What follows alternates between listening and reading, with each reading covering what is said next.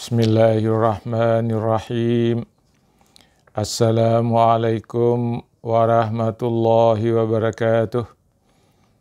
Alhamdulillahilladzi nahmaduhu wa nasta'inuhu wa nastaghfiruh wa na'udzu billahi min syururi anfusina wa min sayyiati a'malina may yahdihillahu fala mudilla lahu wa may yudlilhu fala hadiyalah.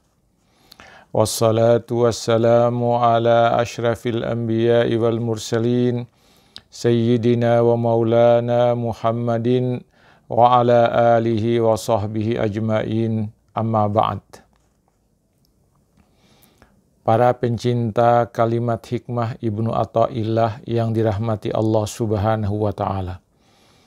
Pertama-tama puja dan puji syukur kehadirat Allah Subhanahu wa ta'ala atas segala rahmat dan karunia yang dianugerahkannya kepada kita sekalian, sehingga kita masih tetap dalam keadaan sehat walafiat, dan kita senantiasa berada dalam keimanan dan keislaman. Para pencinta kalimat hikmah yang dirahmati Allah Subhanahu wa ta'ala. Sebagai tausiah, santapan rohani malam pada hari ini, Senin 27 Juli 2020, saya ingin menyampaikan sebuah tema kalimat hikmah dari Ibnu Athaillah yang berbunyi sebagai berikut. Apabila Allah hendak memperlihatkan karunia-Nya, Dia akan menciptakan amal dan menisbahkannya kepadamu.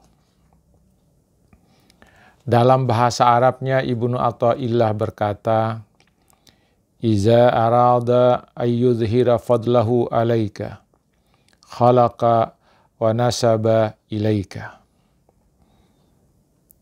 Iza arada ayyudhira fadlahu alaika, khalaqa wa nasaba ilaika. Apabila Allah hendak memperlihatkan karunia-Nya, Dia akan menciptakan amal dan menisbahkannya kepadamu.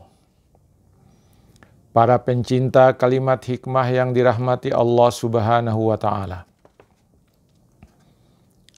Allah Maha Kuasa untuk memberikan karunia apa saja kepadamu, sebagai wujud rahmat-Nya kepadamu.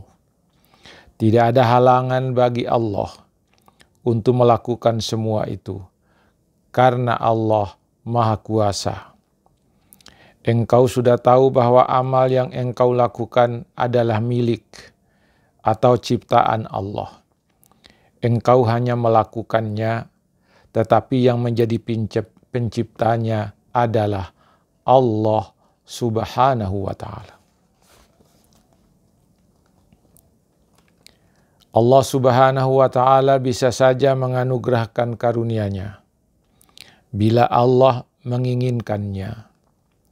Lalu Allah menciptakan amal pada dirimu, lalu menyandarkan amal itu kepadamu.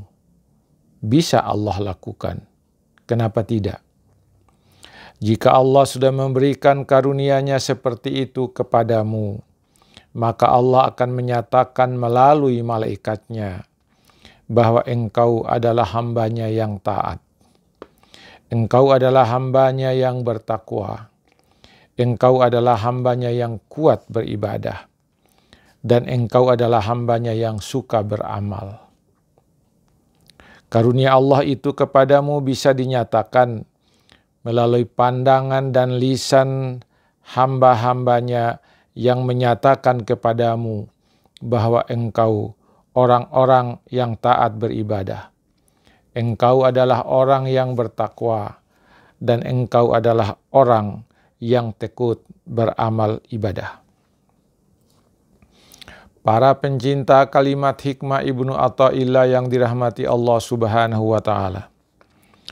Syekh Abdullah Asy-Syarqawi ketika menjelaskan pernyataan Ibnu Athaillah itu menyatakan, jika seorang hamba menyaksikan karunia yang amat agung ini dan merasa malu kepada Tuhannya, Dia tidak akan menisbahkan sifat-sifat yang terpuji atau amal-amal yang baik kepada dirinya, karena ia tidak memiliki kelayakan sama sekali untuk itu.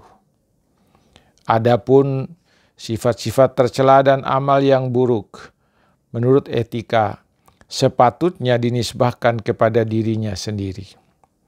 Dia harus mengakui bahwa itu akibat kezoliman dan kebodohannya. Yang paling menarik dari uraian Syekh Abdullah Asy-Syarqawi adalah kutipannya tentang pendapat Sahal bin Abdullah At-Tustari. At-Tustari ini adalah seorang sufi, tokoh sufi yang lahir di Tustar, Persia. Sufi ini hidup pada tahun 283 Hijrah sampai 200 Hijrah atau bertepatan dengan 815 Masehi hingga 896 Masehi. Apa kata Sahal bin Abdullah terkait dengan karunia Allah atas adanya amal itu? Dia berkata, jika seorang hamba melakukan kebaikan, lalu ia berkata, Tuhanku, dengan karuniamu aku beramal. Engkau yang membantuku dan memudahkanku. Berarti dia telah bersyukur kepada Allah atas karunia-Nya.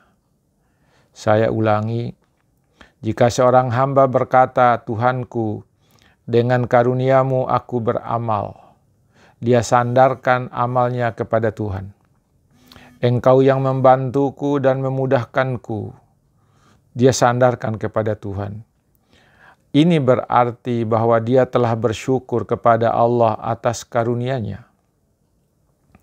Lalu Allah pun akan menjawabnya, hambaku, melainkan kau sendiri yang taat, dan kaulah yang mendekatiku, kata Allah.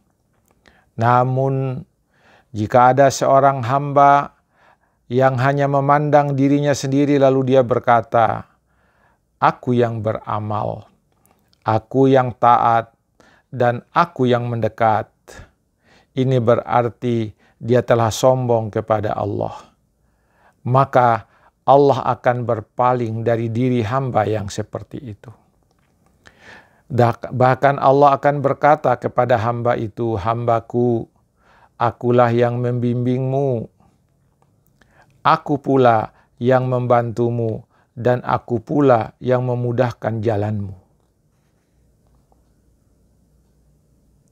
Para pencinta kalimat hikmah yang dirahmati Allah Subhanahu wa Ta'ala.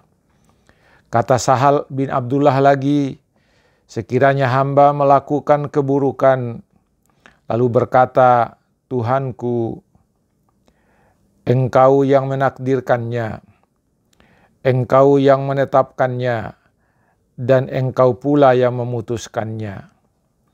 Dia menyandarkan keburukannya hanya kepada Allah. Dia menyandarkan kesalahannya hanya kepada Allah, tidak kepada dirinya. Maka untuk itu Tuhan akan murka kepadanya.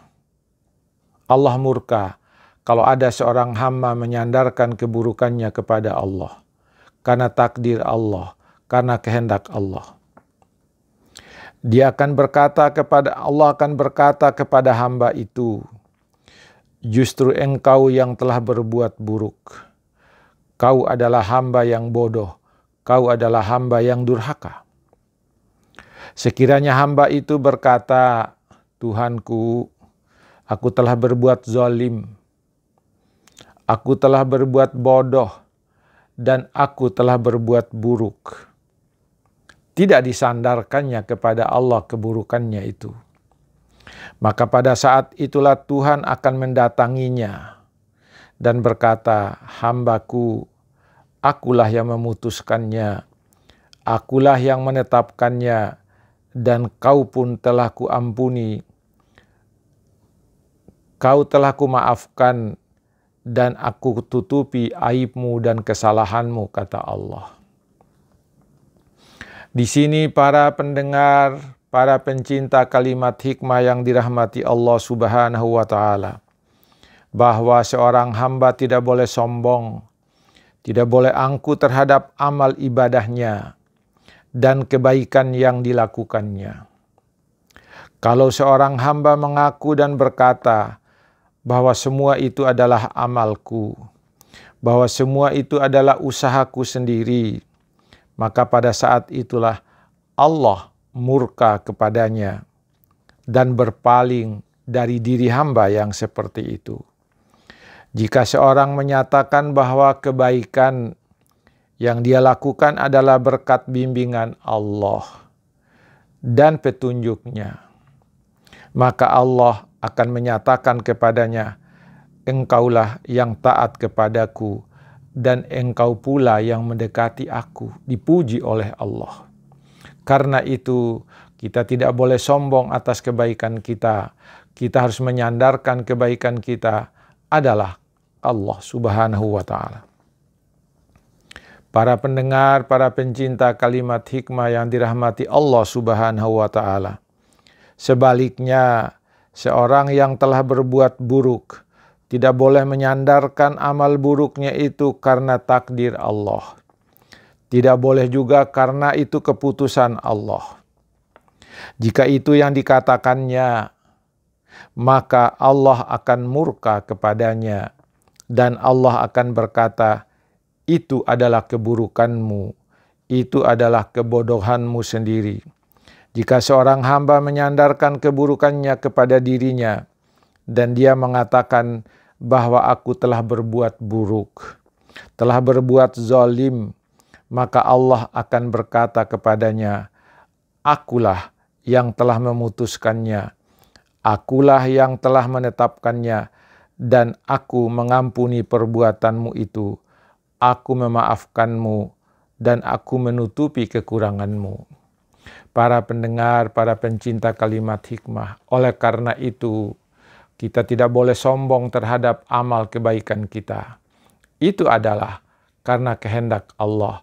Sebaliknya, kalau ada keburukan yang kita lakukan, tidak kita sandarkan keburukan itu sebagai takdir Allah, tapi karena kesalahan kita sendiri. Pada saat itulah Allah akan datang kepada kita dan mengatakan, engkau telah kuampuni, engkau telah kuhapuskan dosamu. Para pencinta kalimat hikmah, semoga ini menjadi renungan kita pada malam ini, menjadi santapan malam kita pada malam ini, dalam rangka merenungkan amal kita, dalam rangka merenungkan diri kita. Semoga ini ada manfaatnya bagi kita sekalian. Lebih dan kurangnya mohon dimaafkan. Assalamualaikum warahmatullahi wabarakatuh.